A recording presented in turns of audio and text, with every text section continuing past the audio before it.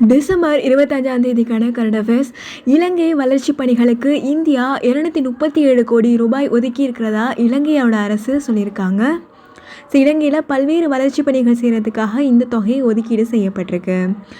இன்னுயிர் காப்போம் திட்டத்தில் ரூபாய் 2 லட்சம் வரைக்கும் கட்டணமில்லா சிகிச்சை அளிக்கப்படும் அப்படின்னு சொல்லியிருக்காங்க.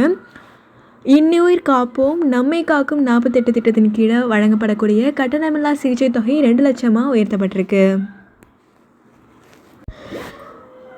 இந்த திட்டம் படி விபத்தில் யாராவது சிக்கிட்டாங்க அப்படின்னா அவங்கள காப்பாற்றி மருத்துவமனையில் சேர்க்குறவங்களுக்கு 5000 ரூபாய் கொடுக்கப்படுது. இந்த திட்டத்தில் தமிழகத்தை சேர்ந்தவங்க மட்டும் இல்லாமல் மற்ற மாநிலம் வெளிநாடுகளை சேர்ந்தவங்களாக இருந்தாலுமே விபத்து நடந்துச்சு அப்படின்னா முதல் 48 மணி நேரத்தில் அவங்கள்ட்ட பணம் இருக்குதோ இல்லையோ மருத்துவமனையில் சேர்த்து சிகிச்சை கொடுத்து அவரோட உயிரை காப்பாற்றுறதுக்கு நடவடிக்கை எடுக்கப்படுது. அதன்படி அதற்கான சிகிச்சைக்காக தமிழக அரசு 1 லட்சம் கொடுக்குது. இந்த தொகையை இப்போ 2 லட்சமாக உயர்த்தி வழங்கியிருக்காங்க. வெம்பக்கோட்டை அகழாய்வில் உருண்டை வடிவ பீங்கான்மணி கண்டுபிடிக்கப்பட்டிருக்கு.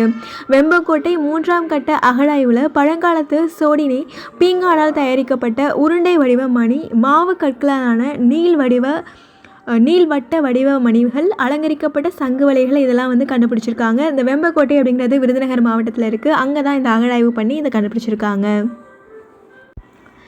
கர்நாடகத்தில் நடைபெற்ற 86வது சீனியர் தேசிய பேட்மிண்டன் சாம்பியன்ஷிப்பில் கர்நாடக வீரர் எம் ரகு, ஹரியானாவோட தேவிகா சிஹக் இவங்க 2 பேருமே வெற்றி பெற்றிருக்காங்க. இது 2 பேருக்குமே முதல் தேசிய சாம்பியன் பட்டம் அப்படிங்கிறது குறிப்பிடத்தகுந்தது. சூரியனை ஆய்வு செய்கிறதுக்காக அமெரிக்க விண்வெளி ஆய்வு மையமான நாசா அனுப்பின பார்க்கர் விண்கலம் இதுவரைக்கும் இல்லாமல் ரொம்ப நெருக்கத்தில் அதை கடக்க போகுது. வெள்ளி கிரகத்தோட சுற்றுவட்ட பாதையை பயன்படுத்தி 7 ஆண்டுகளுக்கு சூரியனை சுற்றி ஆய்வு செய்கிறதுக்காக தான் பார்க்கர் விண்கலம் 2018 செலுத்தப்பட்டுச்சு. இப்போ ரொம்ப கிட்ட, அதாவது 38 லட்சம் கிலோமீட்டர் தொலைவில் அந்த விண்கலம் சூரியனை நெருங்க போகுது. ஒரு பொருள் சூரியனை இந்த அளவுக்கு நெருங்குறது இதுதான் முதல் முறை அப்படின்னு சொல்லிட்டு குறிப்பிட்டு சொல்லியிருக்காங்க.